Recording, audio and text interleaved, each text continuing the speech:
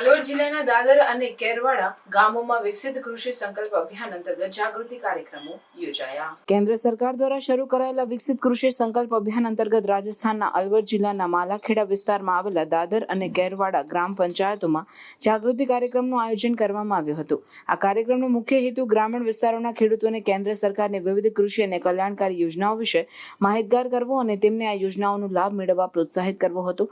આ અભિયાન અંતર્ગત આયોજિત શિબિરોમાં ખેડૂતોને પ્રધાનમંત્રી કિસાન સન્માન નિધિ, પ્રધાનમંત્રી આવાસ યોજના, મૃદા આરોગ્ય કાર્ડ યોજના અને અન્ય વિવિધ યોજનાઓ વિશે માહિતી આપવામાં આવી। સાથે જ યોગ્ય દસ્તાવેજોની મદદથી લાભાર્થીઓનું સ્થળ પર જ નોંધણી કરવામાં આવે જેથી તેઓ તાત્કાલિક લાભ મેળવી શકે।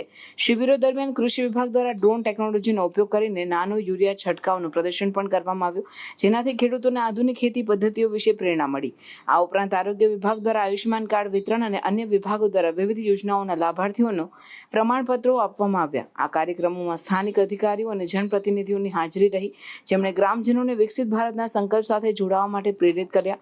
આ અભિયાન દ્વારા સરકારનો હેતુ છે કે દરેક પાત્ર વ્યક્તિ સુધી કલ્યાણકારી યોજનાઓ પહોંચે અને દેશના સર્વાંગી વિકાસમાં તેમનું યોગદાન વધે।